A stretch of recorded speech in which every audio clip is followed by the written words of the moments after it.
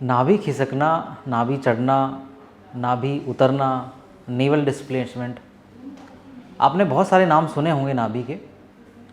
तो यह सुन के ख्याल आता है आपके मन में कि नाभि क्या सच में है? तो ये वीडियो है उसी सवाल का जवाब देगा। मेरा नाम डॉक्टर हरीश ग्रोवर है। अगर आप ये वीडियो देख रहे हैं तो या तो आपको पेट की समस्या है या आप नाभि के बारे में जानने में इच्छुक हैं।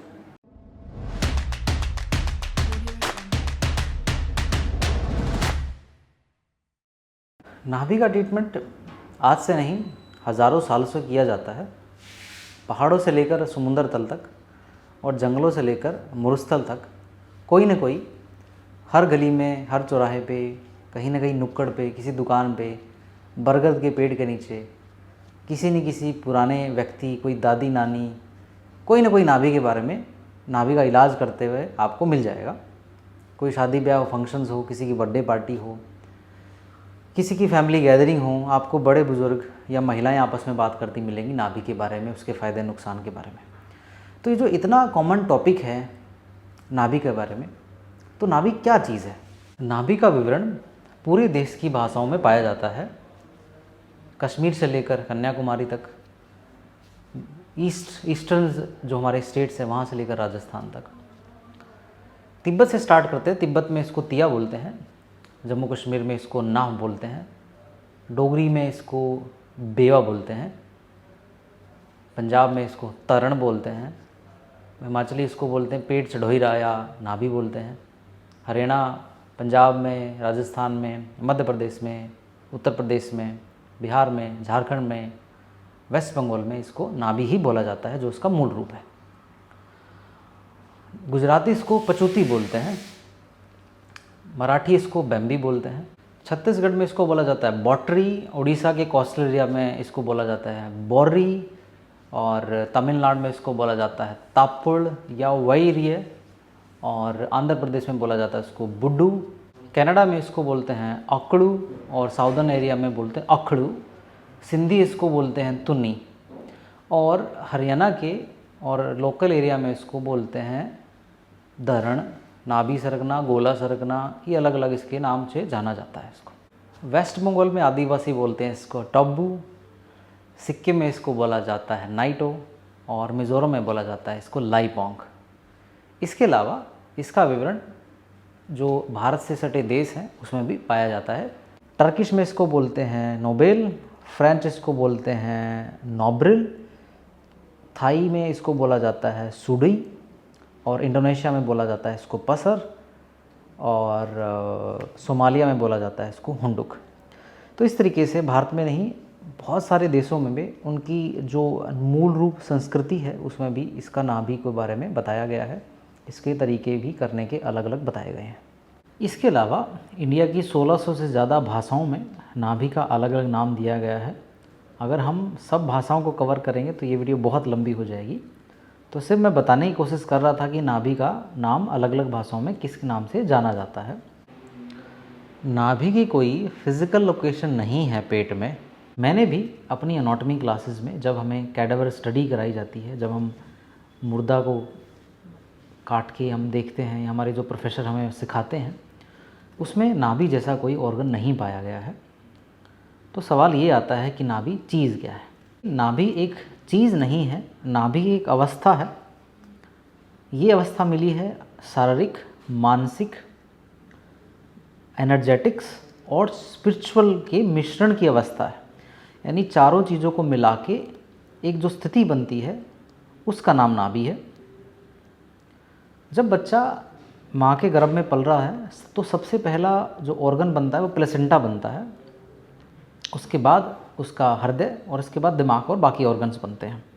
दूसरा, भगवान राम ने रावण को नाभि में तीर मारा था, तब उनके प्राण निकले थे। तो संस्कृत भाषा में, संस्कृत की मनुस्क्रिप्ट्स में ये बताया गया है कि प्राण यहीं से आते हैं और यहीं से जाते हैं। बॉडी 7 चक्रों से मिलकर बनी है।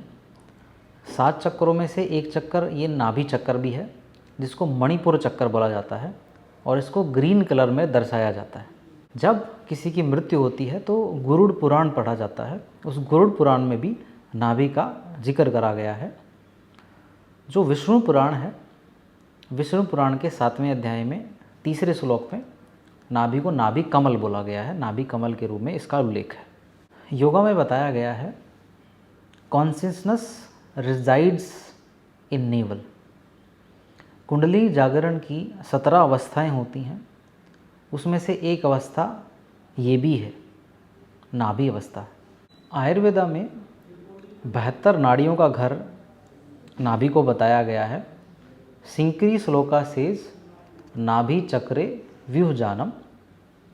आयुर्वेदा में ये भी बोला गया है कि सेंटर ऑफ मास यहीं है, यहीं से सारी नाड़ियाँ होके गुजरती हैं। बॉडी में 5 परवायु होती हैं, उसमें एक समवायु होती है जो नाभि में स्थित होती है, और ये समवायु पूरी परवायु को कंट्रोल करती है। चाइनीज़ मेडिसिन में इसको एपिसेंटर ऑफ एनर्जी बताया गया है, और चाइनीज़ मेडिसिन में 12 मेरिडियंस होते हैं। जितने भी मेरिडियंस हैं वो डायरेक्टली इनडायरेक्टली नाभि से जुड़े हुए हैं। साथ के साथ में मार्शल आर्ट्स की जितनी भी फॉर्म सिखाई जाती हैं उसमें बैलेंस नाभि का सिखाया जाता है, पहले सेंटर ऑफ मास का सिखाया जाता है। अगर आपका सेंटर ऑफ मास ठीक है तो आपका मूव यानी आपके मार्शल आर्ट्स, आपकी प्रक्रिया, आपका लड़ने का तरीका भी स्टेबल रहेगा। नाभि is also a primary source of serotonin जो हमें खुश रखता है, ये हार्मोन्स है। दूसरा, बॉडी का 1/3 ब्लड नाभि से होकर गुजरता है। तो ये तो सारी बातें हो गई, क्या क्या किस किस पद्धति में किस नाम से, इसका सिग्निफिकेंस क्या है। अब हम बात करते हैं वेस्टर्न ऑस्टियोपैथी में इसका नाम क्या है। मैंने भी इसको विसरल ऑस्टियोपैथी नाम से सीखा है। इसके 4 तरीके हैं अलग अलग करने के। इसको D1, D2, D3 और D4 मैनिपुलेशन बोला जाता है। इसमें सबसे ज़्यादा जो करा जाता है D2 और D3 मैनिपुलेशंस करा जाता है, जो कि असेंडिंग जो पार्ट है आंत का उसके लिए करा जाता है। साथ के साथ में ऑस्टियोपैथी में मेजेंट्रिक आर्टरी रिलीज टेक्निक भी सिखाया जाता है और कराया जाता है। उसके अंतर्गत ये होता है कि आप मेजेंट्रिक आर्टरीज़ को रिलीज़ करते हैं तो मेजेंट्रिक आर्टरी जो होती है वो क्या करती है, खून के दौरे को आंतों तक पहुंचाती है। अगर आप मेजेंट्रिक आर्टरी को रिलीज़ करते हैं तो खून का दौरा आंतों तक ज़्यादा जाता है, स्टिमुलेट होता है।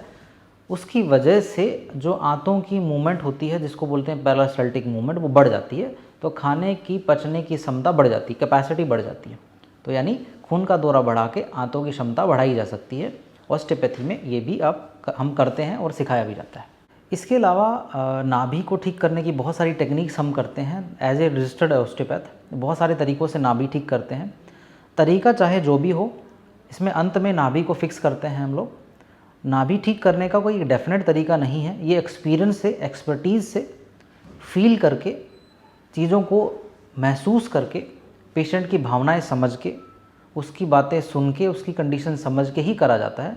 तो कोई फिक्स तरीका नहीं है, ये प्रैक्टिस कर करके ही हम करते हैं। हज़ारों लोगों की हमने नाभि के थ्रू हेल्प करी हुई है। तो इतने सारे फैक्ट्स सुन के आप अपने आप से सवाल करिए कि क्या नाभि है। देखिए, परमात्मा हमारे दिमाग में है, हमारे शरीर में है। परमात्मा एनर्जेटिक रूप में भी है, स्पिरिचुअल रूप में भी है। वैसे ही नाभि की कोई फिज़िकल कंडीशंस नहीं है। नाभि एक मिश्रण है, एक मिक्सचर है फिज़िकल मेंटल स्टेट का, स्पिरिचुअल स्टेट का और एनर्जेटिक स्टेट का। तो एक फिज़िकल लोकेशन ना रहे कि तीनों चारों का एक मिश्रण है। इन बीते सालों में हमने नाभि के हज़ारों केस देखे हैं और सब लोगों को फ़ायदा हुआ है। तो नाभि कैसे हिलती है, नाभि के परहेज़ क्या है, नाभि के बारे में मैं पर्सनली क्या सोचता हूँ, ये आपको अगली वीडियो में बताऊँगा, क्योंकि ये वीडियो बहुत लंबी हो जाएगी अगर हम इसमें डिस्कशन करेंगे। तो इस नाभि की सीरीज़ से जुड़े रहिए। मैं किसी भी वीडियो को आपको शेयर करने के लिए नहीं बोलता, लेकिन मैं इस वीडियो को शेयर करने के लिए आपको ज़रूर बोलूँगा, क्योंकि ये वीडियो हमारी संस्कृति है।